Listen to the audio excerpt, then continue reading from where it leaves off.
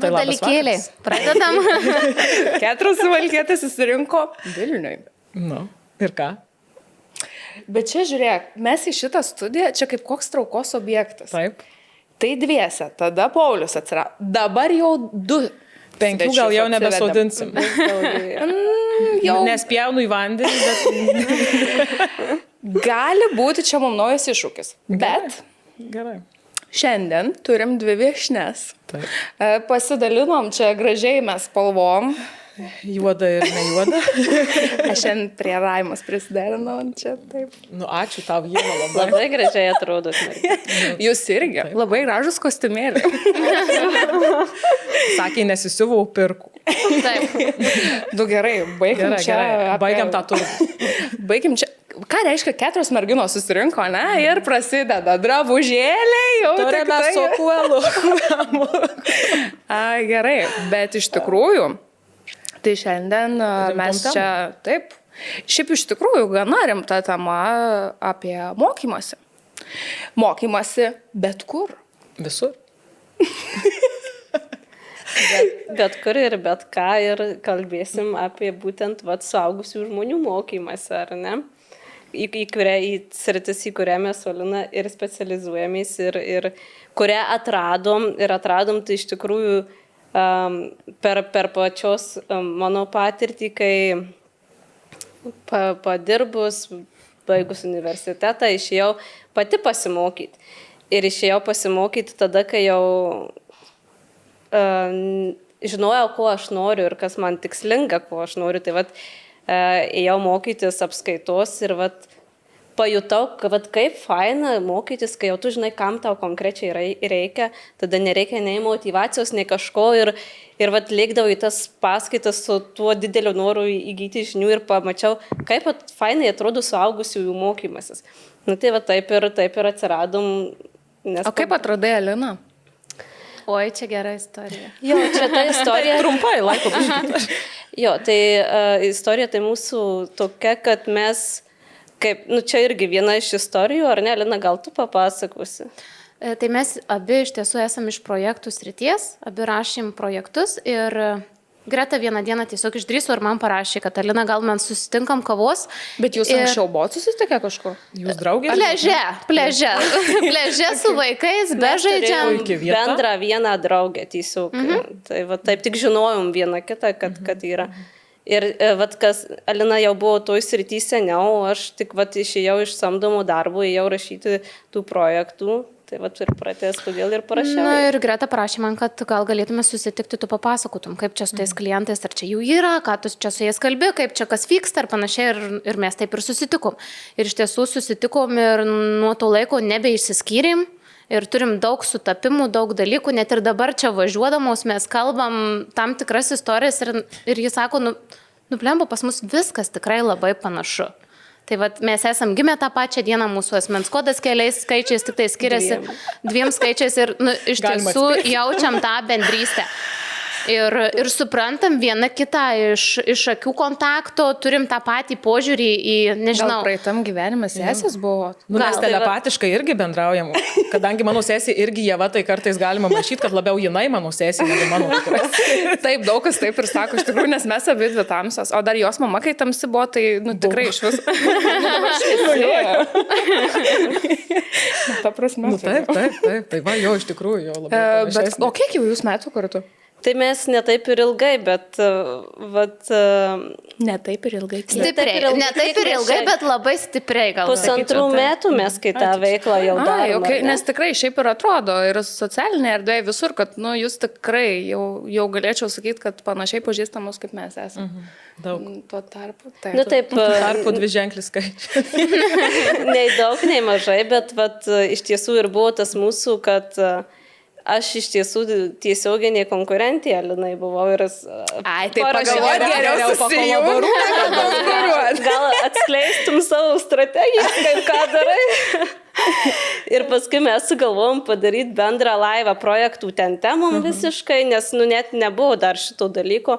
Ir tada Aš mokiausi tuose savo moksluose ir grįžinėjau iš tų mokslų ir galvojau, bet kaip būtų faina padaryti mokymus, tiesiog kažkas man nušvito, bet galvojau, viena čia tiek ir laiko neturiu ir visų kitų dalykų ir paskambinau Olinai, sakau, Olina, davai padarom mokymus, kokius mokymus, nu kokius nors, bet padarom mokymus, gerai padarom. Tai va taip iš tiesų buvo Alina pirmas tas žmogus, kurį galvojau, kad va čia tas žmogus, kurį galėčiau pasikviesti į kompaniją, nes ir darbšti, ir atsakinga, ir protinga, ir visi dalykai, tai va taip ir susivedė į mūsų. Dėl darbo jėgos, jinai man. Aš sakau, gal susijungiam. Ką čia konkuruosim? Gal susijungiam. Viena vis tiek nespėsiu, nepavėčiau. Bet iš tikrųjų, tiek Alinos buvo ta pagrindinė veikla projekta, tiek mano ir paskui mes taip į šitą įsivažiavam, kad dabar čia jau mūsų pagrindinė veikla, o ten jau tik šalutinis. Jo. Ir vėl tas projektų laikotarpis pasilėmė. Mes laukdavom projektų laikotarpio, nes tai yra momentas, kada tu gali užsidirbti. O vargia, vėl pasileidžia tai ūkininkų projektai. Vėl kažkas tai iš tiesų pasikeitė prioritetai, gal taip sakyčiau. Ok, o kaip su mokymų programom dabar, kiek jų turit? Nuo ko, gerai, gal nelabai pradedam čia nuo priešistorės, nes aišku pradėjot nuo 1-2 kažkur plius minus vis tiek, bet kiek dabar turit? Kiek mes dabar turim mokymų programų? Gal kokia 11 ar ne? Turim programų per Kursuok, ten jų yra daugiausia ir turim porą programų, kurios yra per užimtumo tarnybą. Finansuojamus, taip. Tai per užimtumo tarnybą visos susijęs su verslu, tai yra pardavimais, pardavimų vadyba, rinkodara, strategijom ir taip toliau, o Kursuok mes turim pačių įvairiausių mokymų. Aš girdėjau, kad ten su tuo Kursuok nėra labai jau taip gerai, bet gal čia nesiplės. Kaip, aš spėjau ir jau baigiu tos kursus iš Kursuok programos. Tai tu geruose gal papuolė. Nors kartą loterijoje pasisekė, bent šitoj. Mes nuo pat pradžių ten, iš tiesų esam vienus pirmųjų ten mokymų tiekėjų, tai žinoma, tas dalykas visas išaugo, pasidarė daug didesnį konkurenciją ir visi kiti dalykai, bet mes tiek Alina su valstybinėm įstaigom, tiek aš ir mes tuos įstatymus sekam, skaitom, žiūrim, tai mes vienus pirmųjų ten ir atsiradom. Tai pačioj pradžioje, aišku, buvo lengviau, kai mažesnė konkurencija, bet... Žmonės galėdavo mėnesį registruotis pas mus į mokymus, dabar tai trunka 5 minutės, tai tas pokytis yra, tikrai... prilyginamas bado žaidynėms. Raimonda čia iš karto taip neigiamą natą užnešė. Aš visada negatyvi. Aš visada šitą taip, aš dėl to ir laukiu. Taip, aš tiesiog laukiu iš tavęs to negatyvo. Gerai, kodėl taip skeptiškai pasižiūrėjai? Ne, čia aš tik dėl pačios platformos, dėl to ten, kad visokių niuansų yra, visokių tiekėjų, tų švietimo ir taip toliau, bet šiaip tai aš, aišku, su mokymais, tai žinai, mano tokia turbūt dvipusė ta nuomonė, viena, kad aš ir pati vedu mokymus ir suaugusiems vedu ir jaunesniems, tai viskas tuom yra gerai, įdomi tema, įdomi sritis. Kita vertus, man tik tai mokymai atrodo toks tik šalutinis ir pagalbinis dalykas, bet aš vis tiek vertinu mokymasi universitete ir man čia yra ta vieta, kur reikia. R prabilom, kaip netikėta. Ne, iš tikrųjų, juokauju. Ne, tai ačiū. Juokauju, ne dėl DR juokauju, bet juokauju dėl to, nes aš irgi kažkaip turiu truputį tą nuomonę, kad vis tiek pagrindus susidedi tu realiai po mokyklos, kur jau tu ten pasirinkai kolegija, universitetas, profesinė mokykla, dar kažkur man tie mokymai irgi toks gal labiau papildoma ta tokia priemonė mokytis ir sužinoti dar daugiau. Kaip jūs, merginos, manote? Aš gal norėčiau pagrįžti prie pradžios pasakomo apie tai, kad motyvacijos buvo tik tai ten paskui žinant, ko aš noriu. Tai man atrodo, čia yra labai turbūt ydinga dalis, kad mes čia po mokyklos iš karto stojam bele kur tikriausiai, ta prasme, didesnė dalis net nežinodami, ko nori. Ir tada atsiranda tas, kad čia gal man ta kolegija ar universitetas nedavė kažko, buvo prastai ar dar kažkaip, ta prasme, kad čia gal yra ta probleminė dalis motyvacijos. Taip, ir kita vertus, žinai, sakykime, kaip norim, ta mūsų švietimo sistema nėra auksinė. Tiek universitetų, tiek iš dalies ir kolegijų. Nu, kur neauksas. Tai- Kur neauksas. Tai visur tų pliusų ir minusų, žinai, galima atrasti. Nu, labai priklauso nuo srities. Tai čia irgi kitas niuansas ir aišku, svarbus momentas labai žinot, ko Tai tu gerai, nori. tai kaip, pavyzdžiui, jums studijos jūsų, man tai patiko, pavyzdžiui, jums ne šitą. Aš tai buvau iš tiesų tas žmogus, kuris, buvau atsakinga, gera mergaitė, kuri turi mokytis, kuri turi baigti, kuri turi viską padaryti ir aš irgi pabaigiau ir bakalaurą, pabaigiau ir magistrą ir būtent tie diplomai man tikrai padėjau prasimušti galbūt mano kelyje, nes aš turėjau tokių situacijų, kada mane priėmė į darbą ir man pasakė, kad buvo panašių kandidatų, tai būtent tavo baigimo pažymėjimas šiuo atveju nulėmė kažkokį tai dalyką. Bet iš praktinių pavyzdžių aš matau, kad nebūtinai tai yra pagrindinis dalykas ir turiu galbūt viduje savo visokių argumentų, ar ne? Taip, aš pritariu, kad mokslas yra reikalingas, aš pati tame buvau, bet aš manau, kad galbūt daug procesų ten yra perteklinių, daug medžiagos yra per daug išplėsta, kad visą tai galima būtų padaryti optimaliau, greičiau, galbūt praktiškiau ir kad tikrai... Ar mokymasis gali tikrai trukti greičiau? Ir aš tai dabar norėjau sakyti, ar čia neatsiranda tada tokia kita pusė blogoji, kur būtent, pavyzdžiui, tie mokymai yra kai kur labai, sutrauktos tos pačios programos ir panašiai, ir tu kaip tik nebesigilini į detalės, kurios tam tikrais atvejais gali būti svarbios.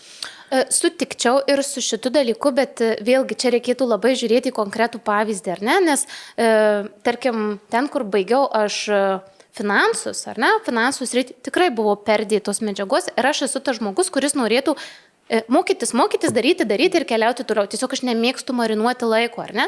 Tai gal iš to ir gimė mūsų mintis, kad tiesiog padėti tam žmogui įgyti tuos įgūdžius, kompleksinius, plačius įgūdžius per trumpesnį laiką. Mes tikrai nesakome, kad mokslas nereikalingas. Neatstojam universiteto. Arba kad taip, kad tai yra kažkas negero. Bet mes matom galbūt tą kitą pusę, kad žmonės po mokymų ateina ir jie neturi vis tiek tų savybių, jie neturi tų jiems tinkamų gebėjimų, jie galbūt tikrai nelaiku pasirinko ne tai, ko norėjau ir dabar tiesiog jie turi kažkaip prisitaikyti prie tos rinkos. Turi būti patrauklūs. Ar yra šiaip daug jaunų žmonių, kurie, turiu galvoj, jaunų tik baigusių mokyklą, kurie nesiryžta sukti universiteto keliu ir ateina tiesiai? Tikrai turėjom dar ir būtent vieną vaikinuką, kuris tiesiog piktas prieš visą mokslo sistemą, švietimo sistemą ir jis jau į tam, kad pasiryžo pas mus ateiti, jau jam buvo didelis žingsnis tik dėl to, kad irgi, kad neformalus švietimas ir kad be jokių ten žodžių tų formalumų ir panašiai. Tai jis atėjo, bet jau tiesiog jau toks nusistatymas prieš visą mūsų švietimo sistemą, bet šiaip daugiausiai tai pas mus vis tiek ateina tie, kurie jau turi kažkokius išsilavinimus, bet irgi turim irgi kitą pavyzdį, pavyzdžiui, irgi vyrukas su 12 klasių pas mus atėjo, buvo užsienį, grįžo, atėjo pasimokyti pas mus ir dabar labai sėkmingą daro pardavimų vadybos karjerą, kur irgi tik su 12 klasių ir su mūsų mokymais. Tai visokių tų atvejų. Turėjom tų studentų ir su bakalaurais, magistrais. Bet čia vėlgi dar nuo srities labai priklauso vis tiek, kad ir kaip pati socialinius mokslus baigus, bet pavarysiu čia dabar mūsų visų, kad ir kaip bebūtų, bet vis tiek, kai tu baigi socialinius mokslus, tarkim, universitete, tikrai nėra čia labai didžiulė ir blogybė, jeigu tik tu kursus baigiai, nes tam tikrose vietose vis tiek taip gali paprasčiau, negu, pavyzdžiui, būtų, nežinau, ten mokslas ir norėtum būti, ar ten kažkokias procedūras daryti, kur atsakingai aparatai visokie ir panašiai, vis tiek ne tas pats, kas socialinius mokslus baigti. Tai toks faktas. Ten chemijos, tai tikrai kursų per 3 mėnesius ten nepraeisi niekaip, ar ne? Ir tie patys gydytojai netaptų taip, tai ar eitume pas gydytoją, kuris ten pusmetį pasimokė kažkur.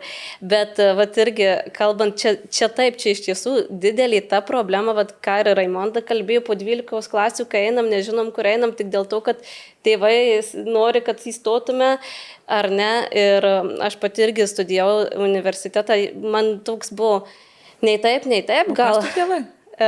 Aš studijavau lietuvių filologiją ir karjeros vadybą, švietimo vadybą. Tai, žodžiu, taip įstojau, tiesiog, bet jau negalėjau mesti, nes jau brolis buvo metęs universitetą, tai jau tėvai neatlaikė.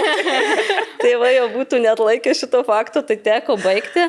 Ir paskui mano bakalaurą aš rinkausi rašyti, vat, kadangi švietimo vadybos programa, tai rinkausi lyginau universitetą ir kolegijas. Tai dariau tokį tyrimą pas darbdavius ir jie lygino, panašios srities, universitetą baigė ir kolegiją žmonės, tai iš darbdavių pusės tai nėra skirtumų tarp. Ir iš tikrųjų buvo prieita ta išvada, kad jie vieni metai universitete, tam tikrose srityse, ar duoda tiek naudos, nes kolegija darbo rinkoje iš esmės paskui duoda tą patį, nes ten kaip tik ten labiau ir į praktiką viskas orientuota. Jo, būtent, tai jeigu į praktiką, tai taip, bet aš tai visada, aš tai pykstu iš tikrųjų, dėl to, kad mane tai labai erzina, kai žmonės sako, čia universitetas tau neduošia tiek, arba, man atrodo, čia ir yra momentas. Ne visiems iš tikrųjų ir reikia eiti į universitetą. Būtent. Kitas dalykas, reikia suprasti, ko tu nori. Jeigu tu tikrai nori kažkokių labai specifinių įgūdžių ir taip toliau, tai tada taip, tu tada renkiesi ar profesinį mokymą, ar tu renkiesi kolegiją. Bet universitetas, tai man atrodo, šviesos toks šaltinis, kur tu... Bet supranti, čia ne tik su universitetu, taip, tu bet kur, tu jeigu nenorėsi, tai tu niekur nepasimsi. Tau niekada niekas nieko neduos. Tu viską aš labai norėčiau, kad žmogus nepeiktų ten, kad čia ant švietimo sistemos piktas, bet jau tą patį universitetą ateitų su mąstymu ir nusiteikimu, kad gerai, čia aš galbūt turiu papildomus dar metus mokymosi, bet tą laiką vėlgi, Raimonda, sritis. Aš tikrai po savo magistro studijų, aš tikrai turiu kur prikipti prie universiteto ir jie privalo atsinaujinti bent jau komunikacijos srityje. Tai atsinaujinti. Tai čia iš vis yra tas sritis, kur yra nuolat kintanti. Būtent. Bet aš tai dar universitetai tiesiog kartais nebespėja. Su programom tam tikrom tai taip, bet man dar tai yra labai graži dalis, yra tie bendrųjų gebėjimų įvairūs momentai, kur tu ir eini tam, kad tavo asmenybė tobulėtų, ne tik tavo skilai kažkokie arba šiaip žinios, bet būtent bendras suoprotis. Psichologija ir teisė dar tikrai niekam nepamaišė. Tikrai niekam nepamaišė. Aš tai pagalvojau, kad čia labai svarbu turbūt su kokia intencija tu ateini į ten ar ne, ar tu ateini... tik dėl to, kad tau reikia pažymėjimo ir kad aš būčiau baigęs universitetą ir aš tada kažkoks būsiu jau kietas, ar ne? Pabaigsiu ir būsiu kietas, kažką padariau. Ar tu iš tiesų ateini įgyti tų visų gebėjimų, tų visų žinių? Bet ir tos žinios dažnai yra tokios neapčiuopiamos, ypatingai socialiniuose moksluose, ir man atrodo, tai yra labai labai gražu, nes, pavyzdžiui, tos pačios specialybės, kaip kokia ta mūsų chemija, medicina, odontologija, tai mes šitose specialybėse įgaunam šiaip labai daug įgūdžių ir universitete. Ir tada labai atgaiva siela yra nueiti, nežinau, ten tą patį filosofijos fakultetą, dar kažkur, kur, ojetus, kaip fainai yra. Ir socialiniai mokslai turi visą tą bazę ir gali tiek į save daug įdėti. Ir man taip gaila, kai žmonės neina į tas paskaitas, arba ten, čia bilę parašysiu ir bus gerai. Žiūrėk, turiu klausimą dabar visom. Šau. Ar kuriai nors tėvai liepia kažką studijuoti? Mums tai sakė, baikit universitetą, tada darykit, ką norit gyvenime, bet universitetą, ne kolegiją, bet aš jums pasakysiu, mano močiutė visada sako, tai vaikeli, jei sunku, nereikti, nesikankink, nesveikatai, negerai. Pas mus ir žodžiu, kita karta, nestūmė, nevarė, ką norėjai, tą rinkaisi, tavo reikalas, tavo pasirinkimai. Manęs tai tikrai niekas nevertė ir dar dabar mano mama ir močiutė, Jezus, į ką tą linutė tokia, Jezus, kaip čia taip, kaip čia, į ką čia jie atsigimė dabar, kaip čia kas gavosi, tai tikrai niekas nevertė. Bet aš dar tokią vieną mintį turiu, kurią irgi labai noriu pasidalinti apie tą diplomo turėjimų faktą. Sutinkame savo veikloje žmonių verslininkų, kurie jau yra įsukę sėkmingus verslus ir jie sako, kad kam man tas pažymėjimas, nereikia man to diplomo. Aš sakau, galiu nusipirkti 7 žmonės su diplomu ir pats jau neturėdamas ir sėkmingai auginti verslą. Tai čia vėlgi yra galbūt tie momentai, kurie iškelia žmonių galvose klausimą. Iš tiesų, verta ar neverta, ar ne? Kągi man reikėtų rinktis šitoje vietoje? Bet irgi čia toks labai praktinis momentas, kur šiaip jeigu tu ten ar vadovauji, ar turi savo verslą, tai yra normalu, kad šiaip man bent jau atrodo, kad tavo nusteikimas ir turėtų būti, kad aš nesu pats protingiausias ir nesu aš main specialistas ir aš tikrai galiu samdyti protingesnius už save ir viskas tu yra gerai. Šiaip sėkmingiausi vadovai tokie ir būna, kurie tiesiog save apsistato stipriais specialistais. Taip, tikrai stiprių žmonių aplinkui save susirinkus viską gali pasiekti, ko tau reikia. O tai man, pavyzdžiui, tas diplomo turėjimas, tai čia irgi tas indikuoja, kad jeigu tu atėjai dėl diplomo, tai jau biški blogai.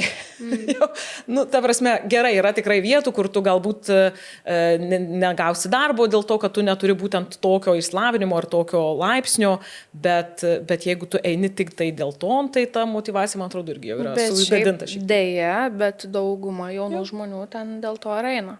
Tai labai Tai vat iš to nežinomo, iš to pasimetimo, nes, kaip ir pas mus, sakau, buvo tas, kad, mes su broliu buvom klasiokai, tai pas mus buvo taip, kad tėvai įstojat į universitetus ir į nemokamus. Tipo, paskui jau darykit, ką norit gyvenime, bet žodžiu.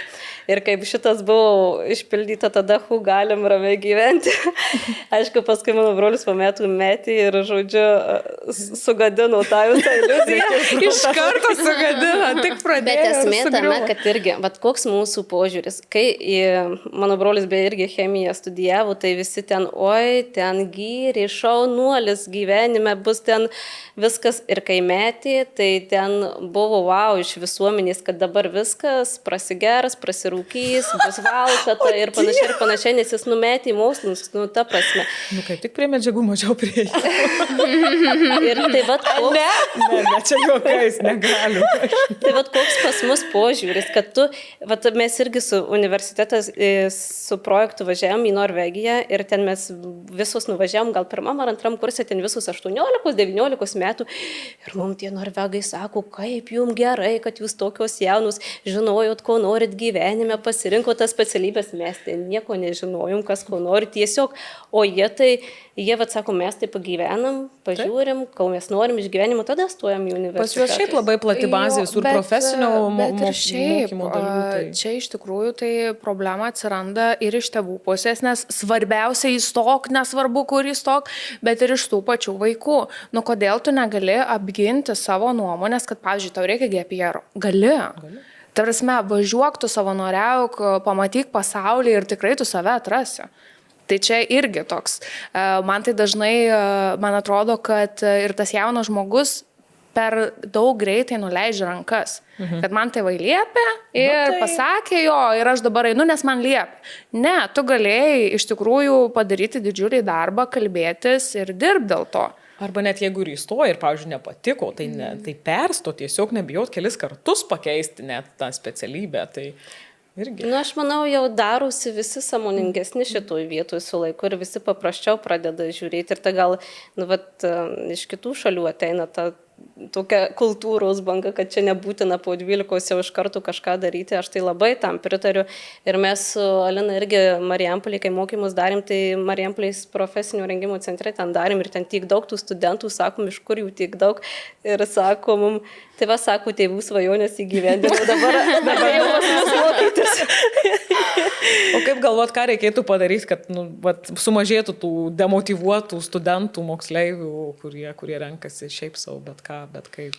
Mes turbūt tą ir stengiamės daryti, mes stengiamės parodyti to mokslo naudą, to mokslo džiaugsmą, gėrį ir iš tikrųjų viena kategorija mūsų tikslinio klientų tai yra mamos, kurios yra po motinystės atostogų, kurios kažką baigė, niekada pagal profesiją nedirbo, ta prasme sėkmingai neįsiliejo į tą darbo rinką ir jos po to vaiko auginimo atostogų, po to 2 metų ar ten 3 išeina pagaliau į žmonės ir jos gauna žinių, jos gauna palaikymų, jos gauna motyvacijos ir tada tas žmogus pražįsta, jis patiki, kad jis gali kažką daryti, jis patiki, kad jį gali kažką sukurti, parduoti, daryti, tai mane tai beproto, šitas momentas veža, kai mes iš tiesų pamatom tą pokytį studentų studentų gyvenime. Ir iš tiesų mes, kai vyksta gyvi mokymai, labai užfiksuojam tą faktą, kai jie ateina pirmą dieną, kaip jie atrodo ir kokie jie būna, kaip jie elgiasi ir kaip jie elgiasi baigimo pabaigoje, apsikabinėja, ten vienas kitą myli, palaiko, susitinka, pačiūžom dalinasi.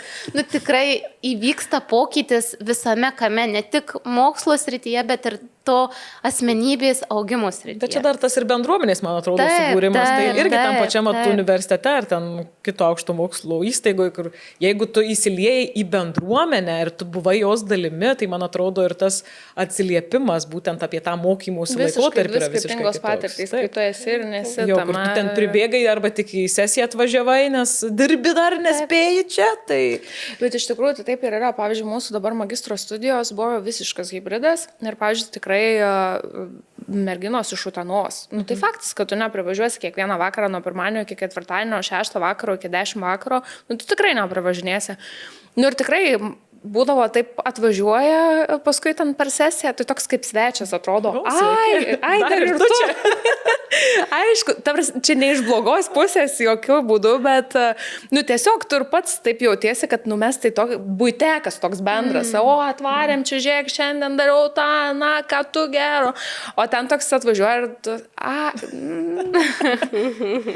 ir dabar, vat, pas mus tas pats yra, tarkim, yra mokymai tokie patys, ar ne, kurie gali vykti gyvai ir gali vykti nuotoliu. Ir mes, matydamus tą pokytį, nu tikrai mums kaip mokymo tiekėjų išlaidos, nuoma ar ne, kavos, visi kiti dalykai yra daug didesnis negu nuotoliu. Taip. Bet mes matom tą vat prasme, suprantam patogumą tiek lektorių prasme, ar ne, kur lektorių samdyti, kur jis gali iš namų vakare pravesti paskaitą, kuris turi atvykti į tam tikrą vietą, ar ne.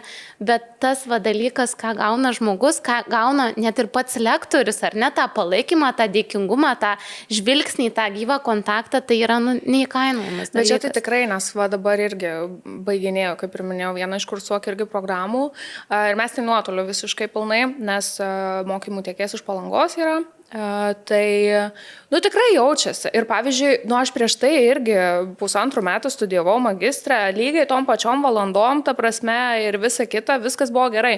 Dabar man tas 3 valandas vakare po darbo įsėdėti yra be protų sunku. Dar jeigu lieki ofise, tai, nu, dar kažkur. Tai bet čia amžius? Ne, nu tiesiog sunku labai koncentruoti dėmesį į tas visas 3 valandas, atrodo, nes, nu, tu žinai, kad tu kiekvieną dieną prisijungsi prie ekrano. Tu tų žmonių net realiai nesutikai ir man tai toks... Į COVID grįžti.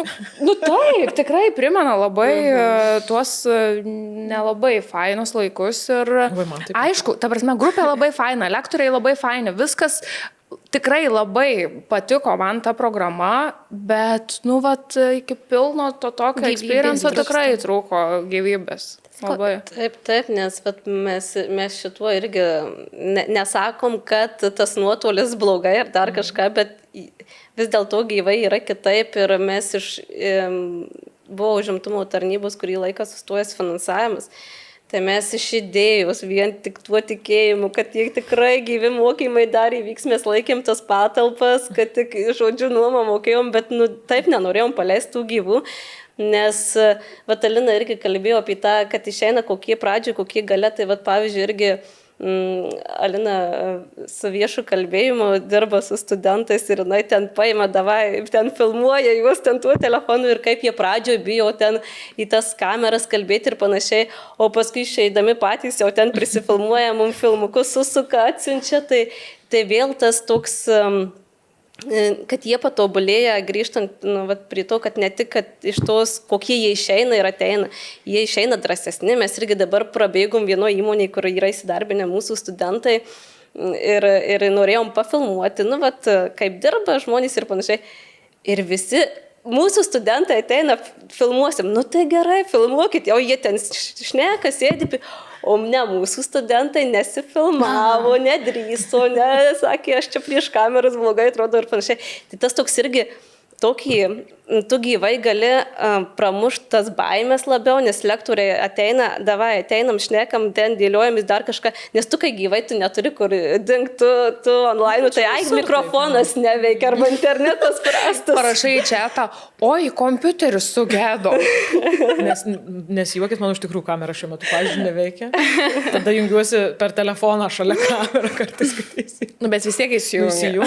Taip, kad jau matyti. Tai, jo, bet tikrai yra tokių žmonių, kur tiesiog geriau pasiklysta tame visame ir viskas. Tai tikrai tas gyvas experiences visai kitoks yra. Čia visiškai. Ir žinot, yra žmonių, kurie dabar pastebėjau, yra linkę mokytis visą gyvenimą, ar ne? Tai čia labai puiku. Tai taip, bet jie jau tuos universitetus, kolegijas baigia ir jiems vis tiek reikia patenkinti tą poreikį. Tai mes ir esam ta institucija, ar ne, kuri tą poreikį jų gali nuolatos patenkinti.